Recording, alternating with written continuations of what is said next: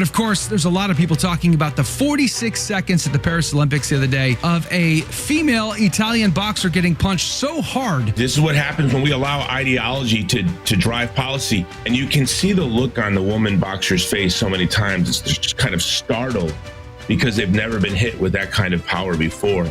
He's definitely biological male, and yet they allowed him to get in the ring anyway. I have to imagine somebody at the Olympic Committee's like, this ain't right. Like, this is just not correct. We should not be doing this. Kamala Harris campaign, there have been many stories where they're really worried about Trump, quote unquote, weaponizing the trans issue. By the way, my name is Joe McClain. I host a radio program called A Catholic Take, where we look at the world through a Catholic lens. I'd love for you to hang out with us. If you like it, give it a thumbs up and let us know what you think in the comments below. But of course, there's a lot of people talking about the 46 seconds at the Paris Olympics the other day of a female Italian boxer getting punched so hard by a biological male that she took off her headgear and she fell to her knees. This is unjust. Her dreams shattered, trying to make her father proud there standing in that ring. It is unjust, but that's the world we live in. Jason Jones from the Vulnerable People Project joins us now to weigh in on this. Good morning to you, Jason. Thank you for your time. Oh, good to see you, Joe. Thanks for having me on. Praise be to God. You've been a fighter in your life. You've competed. You've spent a lot of time in the ring. What is your take on this story? Well, this is inevitable. Someone's going to die. And this poor woman having to take a knee like this. When you look at boxing, especially elite boxing, when you look at the weight divisions, sometimes for people who have never boxed before, it seems like there's an awful lot of weight divisions. But the difference it makes in weight is unbelievable. And the same thing when you have a man or a woman. I remember I used to fight in my 20s, hadn't trained in 15 years, been training for about 3 months. And my friend said, hey, do you want to spar this woman? This is an MMA fight. And she was a professional fighter. I had just been back in the ring. We were technical sparring, not even going hard, and I'd accidentally knocked her out. The difference between a man and a woman's body, it's unbelievable.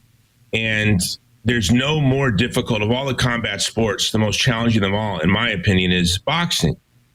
And to be in the pocket as a woman with a man, it's unbelievable. And I've watched a lot of these fights. I've watched a lot of the MMA fights where they have men in the ring with women, and boxing. And you can see the look on the woman boxer's face so many times. It's just kind of startled because they've never been hit with that kind of power before. But this is what happens when we allow ideology to drive us. And this is an exemplification of what leftist ideology is doing to our society. It's extremely dangerous.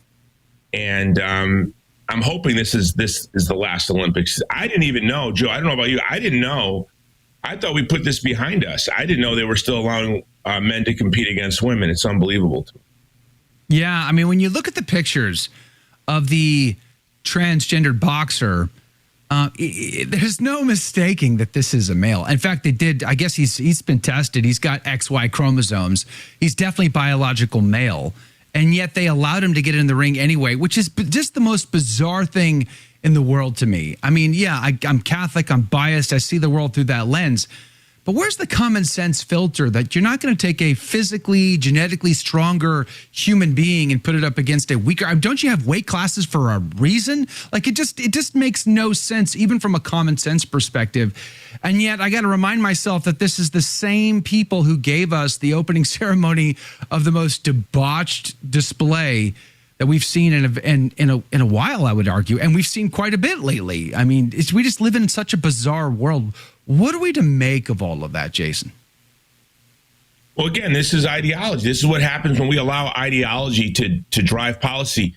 So you look at woke ideology that's not grounded in truth, leads to a woman getting pummeled in front of a global audience on television. But we can look at what the same sort of leftist ideology has done to sort of, in the Congo, we have thousands and thousands of Catholic children harvesting cobalt for Chinese companies to go into your Tesla battery. So we're destroying the environment in Central and South America and in Africa, where We're having children work in slave labor conditions, harvesting toxic cobalt. So you can feel good about your green car saving us from climate change that isn't real. This is, and I really think it all goes back to abortion. Once we as a society pretended that we didn't know when the biological beginning of human life was, we just see it spin out of control.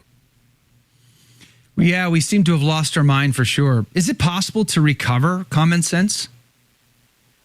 Yeah. What gives me hope is this sort of Gen Z or Gen Alpha. They call themselves based, and they've been the generation most brutalized by this. And in a way that we can't even begin to imagine. It's almost like a novelty to me at this point, but I can't imagine if I was in high school and forced to compete against a woman, or if I had to watch my sister get pummeled by a man. I can't imagine that my friends and I would have sat by and allowed that to happen in the 80s. Yeah. But no, I think that this is just an ideological enthusiasm that, like all ideological enthusiasms, will pass. Do you think it's a case? Okay, so it's ideology, that's for sure. But is it a case that they are having to protect that ideology at all costs? In other words, like, I have to imagine somebody at the Olympic Committee's like, this ain't right. Like, this is just not correct. We should not be doing this. But because they have to protect that the ideology in the rest of society, in the rest of the world, outside of the games, that they just got to go with it no matter what the consequences are. Abortion has been a similar thing on Capitol Hill. Women have died at the hands of abortionists. Quite often it happens. But to protect the sacred cow of abortion, they turn the blind eye. Is that also what's going on? No, most definitely. They understand that they have to remain consistent. And we've seen, and you've seen these interview after interview, where they, they interview these folks who are advocating gender ideology. Do you think it's okay for a biological man to fight a woman? And they'll say, yes, I do. It's about talent. They're lying. They don't know what the hell they're talking about. But, and there are real consequences to real young people. They're, at the very least, it's just their ambition, their life's long work. When I fought in 1995, I had the privilege of representing the United States in a competition that's every 4 years in Japan that I'd wanted to compete in since I was a little boy.